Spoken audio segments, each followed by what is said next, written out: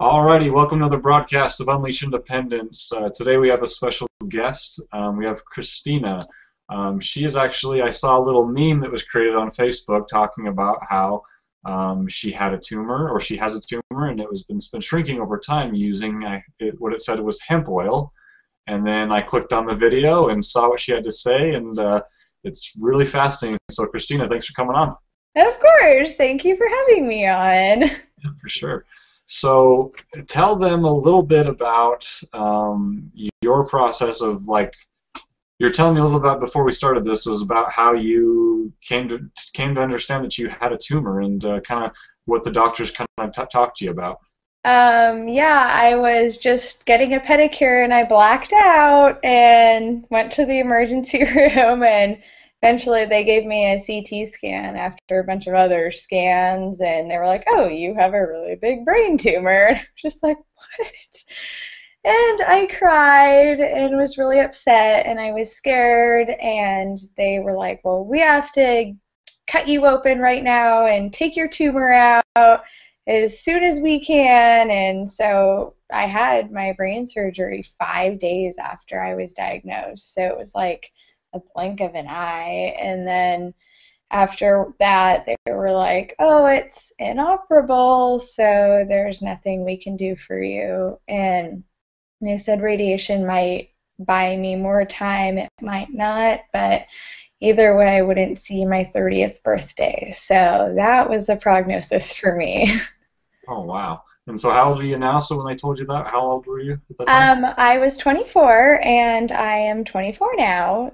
So well, actually, I guess I was 23. I turned 24 a couple months after I was diagnosed. So it was May 2012 I was diagnosed. So So they were telling you you had just about like 6 or 7 years, and it would just slowly get worse, is what their diagnosis was. yeah, they said the pressure would eventually either bust out my eye sockets or the base of my skull and sever my spinal cord. So, ugh. Gosh. I just you love Say, that. You love that from doctors. Just say, give I up. know.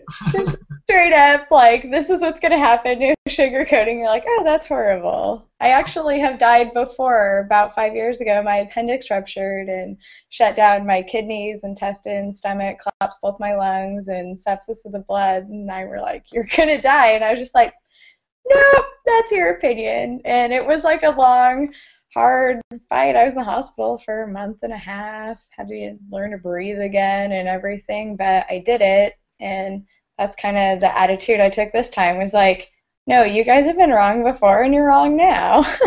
Awesome. I didn't know that. That's incredible. So you said that was 5 years ago when you had that, when your appendix exploded. Yeah, so I was 19. Yeah. Wow. So you've gone through a rocky battle, but it's just Yeah. you had great inspiration for all these things Thank you've gone you. through. And you, rather than giving up and just saying, "Oh, poor me," you took control of your life. That's awesome. Exactly. I mean, it's no one's job to save me but me. So, yeah. Awesome. So take us along this path of what you, or sort of your first diagnosis of this was, you said May of last year? Yeah, May last year. Okay. And then, so when did you start using the hemp oil? When did you decide to make that decision? So, a week after my brain surgery, basically, they had had me on a bunch of medications, steroids, Keppra, which was an anti-epileptic, and, a ton of other pain pills and all that stuff. And I was just felt like crap, didn't want to take it. The steroids made me gain like 40 pounds. I couldn't put the ice cream down, which isn't good because that's bad for cancer because it feeds it. So, either way, they were killing me slowly, whether they wanted to or not. And so I was like, I'm going to start taking this hemp oil instead, because it was supposed to, the high amounts of CBD were supposed to help control the seizures too, because I was having about 20 plus seizures a day. They were petite malls, so I would have absent stares and couldn't form sentences, and sometimes I'd twitch, but not very often. But Yeah, so, and then on the Keppra, I was having like 20 again anyways, and I was vomiting and losing weight, and it was bad, bad, bad. And so I started taking that, seizures stopped, pain went away, didn't have to take my pain pills or anything, and was eventually on no medication and just on the hemp oil. And I feel fine. I used to, before my brain surgery, I was taking, the max I could of ibuprofen or naproxen or whatever because I would have such bad headaches because of the pressure. And now it's just gone. It doesn't hurt anymore or anything. I don't have to take any pain pills. I mean, I take the hemp oil and stuff, and I smoke for the epilepsy and stuff, but that's okay. That's awesome. So how long were you on your pain pills before you had to get off? You were able to get off them with the hemp? Oh, after my brain surgery, only about 3 weeks before didn't have to take any, and I was only taking the hemp oil. But the problem there, I started getting really sick because the hemp oil counteracts any bad stuff in your body, aka all the drugs that I was taking, and so it made me really sick. And so it took us a while to realize what was happening, and so then I stopped taking the Keppra, and then I started feeling better after that. Like, I wasn't having headaches or anything, but I was just vomiting a lot and really sick. You were thinking like the hemp oil was like pushing that stuff out of your body almost, like. It totally was, because now I take the same amounts of hemp oil that I've always taken, and I take it just fine, and I'm not sick at all because I'm completely detoxed, because I had a lot of bad stuff to get out of me. Awesome. So have you ever had to increase your dosages of the hemp oil, like, or have you stayed steady so your body's not becoming like immune to it or anything? Well, you definitely get used to it, because when I first started taking it, I would take just a grain of rice dosage, just a sliver, and that would just mess you up forever. And now I can take a whole gram, which is a lot, and I don't even get baked. So now I try to take more, but it's hard because I don't want to ever run out. So you can't take too much because it takes a lot to make just a little bit of the hemp oil. And so it's hard to come by. And if I run out, I could have a grand mal seizure from withdrawals from the CBD. So that could happen. So I have to be careful of how much I take. I would be taking more if I could, for sure, to get rid of this, because the spider will not get out of my head. But it's getting there slowly. Awesome. So so what is I guess how long ago did you start to see your tumor start to shrink? And how the doctor said how much does it shrink? And I know they're not admitting things totally, but what's the process of you finding out that your tumor's shrinking? Well, the MRIs, they wouldn't originally show us the MRI images. They would just read the notes from the MRI technicians, who are the ones who actually translate the images. The oncologists actually don't even know how to read the images. And so we asked to see the images because the notes said that it looked the same and that it was the same. And this was 3 months after my surgery, and I had been taking the hemp oil.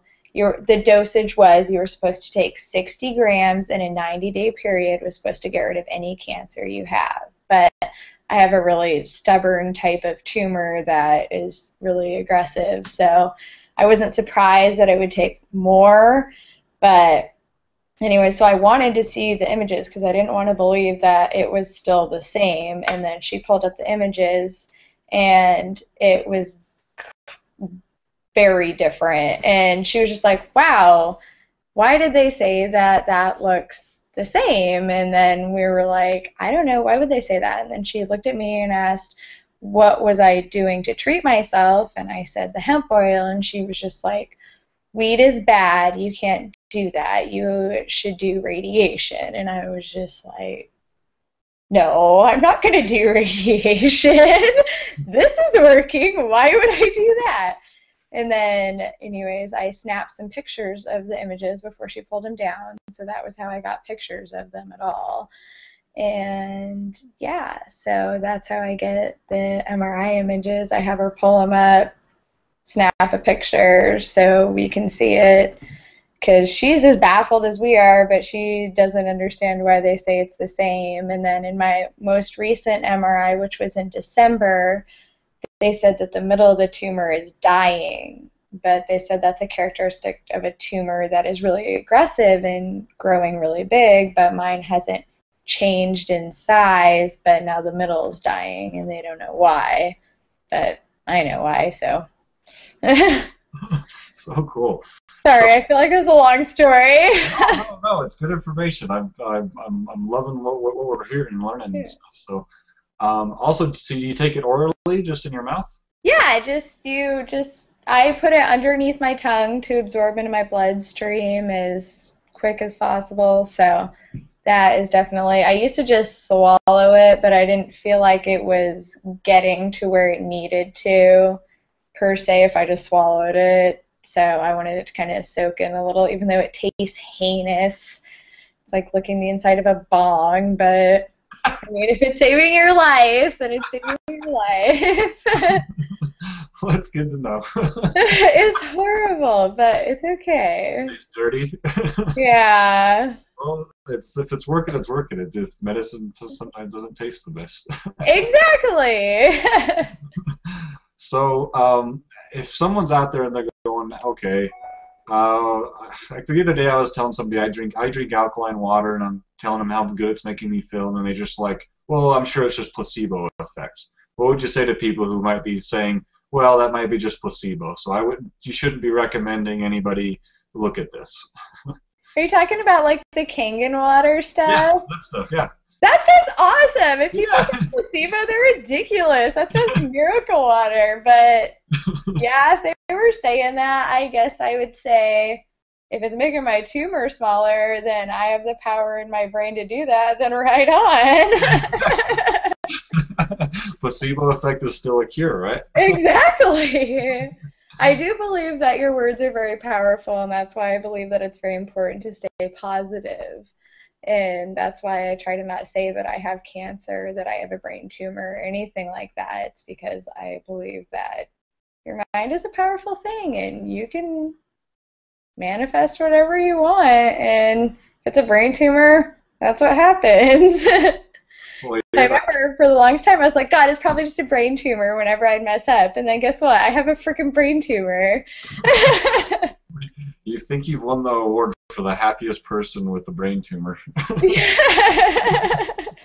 think you'll be totally fine. So, so where does everybody go to find out how to do what you're doing? How do they figure out how to make it? Or most people think that you probably can buy it, but that's probably not likely. Yeah, you can't buy it online. I have a lot of people being like, "Oh, can I buy it on Amazon?" It's like, "Oh no, you can't buy it on Amazon." You can get it from dispensaries if you can get them in your area. I know a lot of areas don't have dispensaries, and even then, you don't know the quality you're getting. So the best bet is to make it yourself, which is risky because, some people don't have a very ventilated area because it is hard. And I'm working on doing a video on us making a batch of oil so people can see how you do it. But it's pretty easy as long as you're in a really well ventilated area because you have to use alcohol to break down the weed to extract the CBD and the THC and all that to get it in the extra concentrated form. So it's kind of hard. It's a chemistry project, but it's definitely one worth looking into. There's tons of videos online that people can look at now that show you how to make the oil. So, I mean, you don't have to come to me. I mean, there's tons all over the internet. Well, cool. So you're saying just search it on YouTube. Yeah, totally. So as long as you can get your hand on some weed, and I know everyone knows someone who knows someone who knows someone who has some weed. So you just gotta want it. Gotcha. Cool, cool. Well, that's great information. I'm going to actually research that. I mean, I don't have a cancer or brain tumor, but it's really I really appreciate that you're getting this out there rather than just learning it and fixing it yourself. You're actually like sharing your story, and I think as this process goes on, to keep us informed on everything you're doing. Totally. Awesome. Well, thanks, Kristina, for coming on. And where can they find your YouTube channel at? Um, Crap, I don't know. If you, I'm so bad at finding where those links are. I think you just type in Kristina Marie, you can find all of them because I put that as a tag in all of them. So. We'll put an annotation up here in the video, and then I'll also link it down below so people can find you. Thank you. But that just shows the innocence of what you're doing. That's awesome. Exactly. It took me forever to figure out how to upload my first video, so you guys are lucky I'm even getting this out there. It took me forever to figure it out. Good stuff. Sorry. No, it's good. Awesome, awesome. All right. Well, thanks again, Kristina, and thanks for coming on. Okay, thank you. All right. Remember, everybody, own your life the way Kristina does, and own your health. Yes.